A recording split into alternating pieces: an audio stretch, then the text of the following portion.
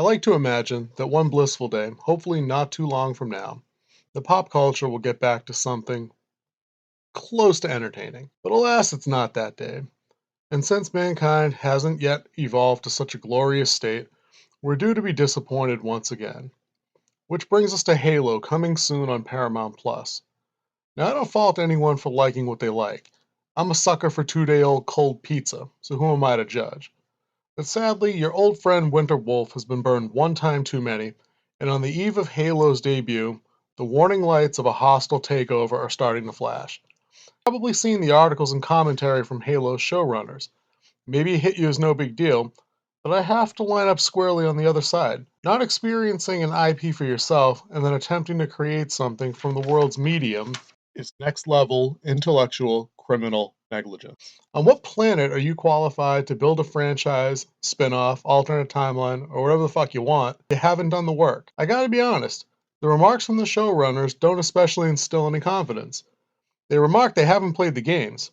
By extension, I'll assume they haven't read any of the books or graphic novels, and I'll assume they haven't seen any of the animated stuff or spoken with any of the game's developers. Those are assumptions, true, but they're leveled at a writing team who mentioned they've talked about characters in their world, and that they spoke with friends who'd played the games. Let me ask you this. In what way does talking to friends qualify you as proficient on a subject? I got friends who rock climb, friends that scuba dive. I've talked with them for hours on end regarding their adventures. I know people who build computers and a couple who are professional illustrators. I've chatted them up for years. You want to know what any of those conversations qualifies me for? Zero. Not a damn thing. Nada. Nothing. Zilch. At best, the conversations provided me with a passing familiarity of those hobbies, skills, and maybe spikes of interest in me taking them up for myself. Want to know what it didn't do? It didn't just insta upgrade my skill set in those areas.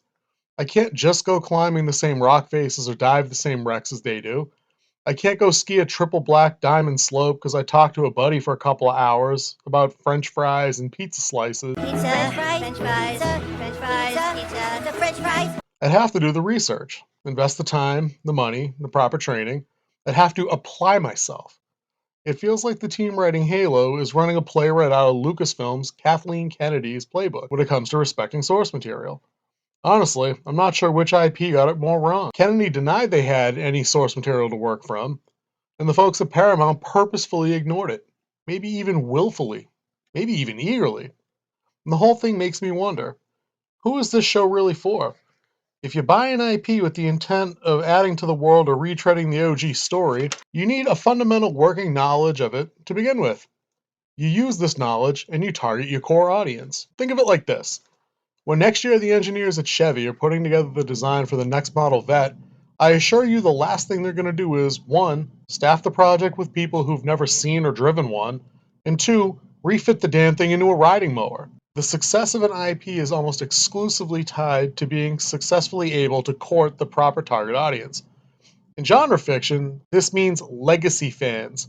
I wouldn't write a series of romance novels and expect them to be successful if I shoehorned in a bunch of car chases, MMA fights, dragons, and explosions.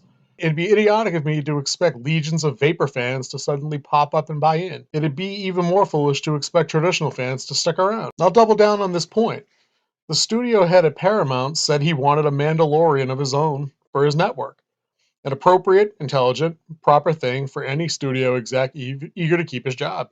Humbly, I submit they're going about it all wrong, though. A strong portion of The Mandalorian's success, beyond the massively massive marketability of Baby Yoda, was the stewardship of Favreau and Filoni, bona fide lifelong fans of the franchise, men who understood the style and tone of the IP and simply sought to expand it with stories of their own. It's worth noting that the success of The Mandalorian came specifically about because Favreau saw the way Star Wars was heading under Kathleen Kennedy's leadership and offer to help right the ship. I'd like to give the showrunners at Halo the benefit of the doubt, but I just can't.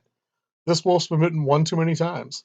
It'll be interesting to see how the numbers turn out for this, assuming we ever actually get to see them, streaming numbers being what they may, but I'll go on a limb and predict Halo will do massive numbers for episode 1, see a steady drop down through the midpoint, and then nosedive by the end.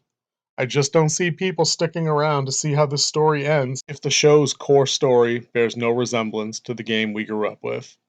Until next time, this has been Winter Wolf.